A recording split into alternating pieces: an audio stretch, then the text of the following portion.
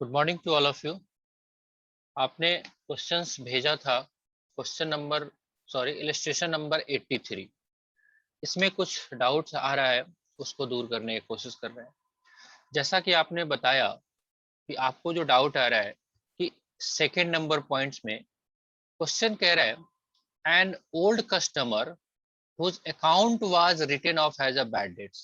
एक कस्टमर था जिसका हमने अकाउंट राइट ऑफ कर दिया था, मतलब हमने ये मान लिया था कि आप पैसा नहीं दोगे, तो उसको हमने बैड डेट्स बांध के खत्म कर दिया था।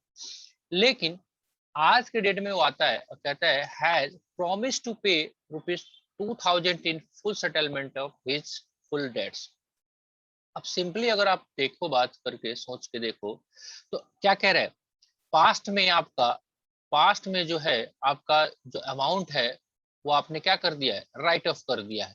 आपने मान लिया कि पैसा डूब गया, तो मान लिया तो आपके पास डेटर्स बैलेंस शीट में नहीं है, राइट। आगे से चल के वो बंदा आता है आपके पास और कहता है कि ये लो भैया, मेरे पास जो भी बकाया था आपका 10,000 20,000 50,000 वाट एवर, जो भी बकाया था उसमें से कहता है 2,000 रुपया हम दे देंगे, राइट। आप मेरे अकाउंट सेटल्ड कर दो। अब हमारे पास तो अकाउंट ही नहीं है उसका, राइट। जब हमारे पास अकाउंट ही नहीं है, हमने तो सारा पैसा ही खत्म कर दिया हुआ था। उसमें से आता है वो बंदा आगे से चल के और कह रहा है हमारे को कि सर आपको 2,000 रुपया मैं आपको देता हूं। तो ये कुछ और नहीं है, ये क्या है, बैड डेट्स रिकवर्ड, राइट। मतलब ऐसा एसेट्स जो आपके बैलेंस शीट्स में नहीं है और आपको आज के डेट में आपको मिल रहा है। अब सिंपल सा सोच के देखिए, इसको लिंक करके एडमिशन ऑफ पार्टनर के चैप्टर में कि क्या है ऐसे एसेट्स जो कि या तो आप ऐसा समझने के लिए मान सकते हो कि जो आपके बैलेंस शीट में डेटर्स जो है वो बैलेंस शीट में किस वैल्यू पे है, वैल्यू उसका क्या है, जीरो, है ना, है ही नहीं। अब वो भी आ रहा है 2,000, तो ये क्या कहलाएगा, इंक्रीज इन एसेट्स कहलाएगा कि नहीं कहलाएगा? कहलाएगा। यस अब जैसे ही वो यस इंक्रीज इन एसेट्स कहलाएगा तो आपके पास क्या हो निकल के आएगा, यानी कि आप ये कह रहे हो कि आपको 2,000 रुपए का एसेट्स बढ़ गया। तो जैसे ही एसेट्स बढ़ेगा, रिवैल्यूएशन अकाउंट बनाओगे तो रिवैल्यूएशन अकाउंट के क्रेडिट साइड में बाय डेटर्स 2,000 आपको लिखना पड़ेगा, तभी तो इनकम जनरेट होगा ना। क्लियर? तो ये कुछ और नहीं है जो आपने 11th में पढ़ा था। once amount is written off as a bad debt, further you have received the same amount, उस केस में हम क्या करते हैं, सिंपल सा हम काम करते हैं कि हमारे को वो कहलाता है बैड डेट्स रिकवर्ड, हमारे पास वो इनकम जनरेट होके आ जाता है। क्लियर?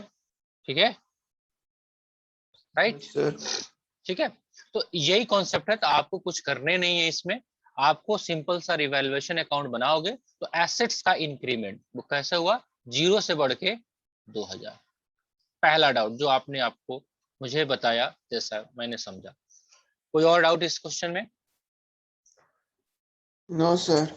नहीं, तो क्लियर हो चुका है आपका। तो ये जो आपका सीन रहेगा, ऐसा कोई भी सिचुएशन है, अब प्रूडेंस बिजनेसमैन जो है वो ये नहीं कहेगा कि भैया मैंने पैसे छोड़ दिए हैं, फेंके हुए पैसे मैं उठाता नहीं।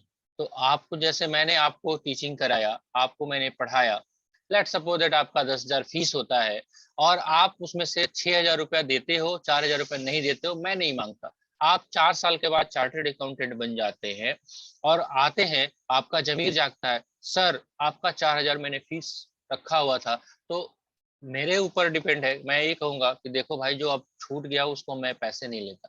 That is a different matter. तो कोई भी बिजनेसमैन जिसका किसी और के यहाँ पैसा बकाया हो और बंदा खुद चल के आए और कहता है देख भाई तेरा पैसा बकाया था 2,000 5,000 ये ले लो, और वो मना करे, मैंने ऐसा बिजनेसमैन नहीं देखा अपने लाइफ में।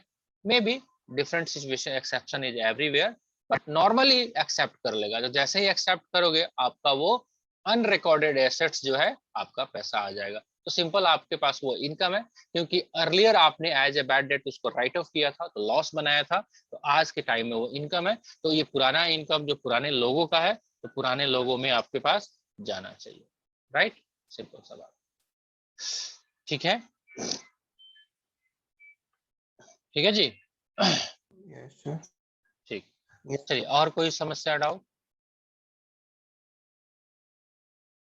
No sir. चलिए चैप्टर फिनिश की तरफ है।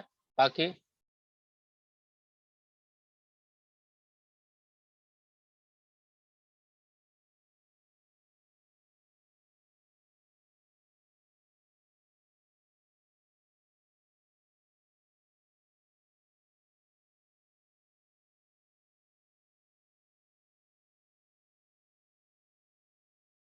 चलिए, तो आप लोग क्वेश्चंस करें, जो भी बैलेंस डाउट बचता है मुझे शेयर करें, कल के लेक्चर में उसको देखा जाएगा।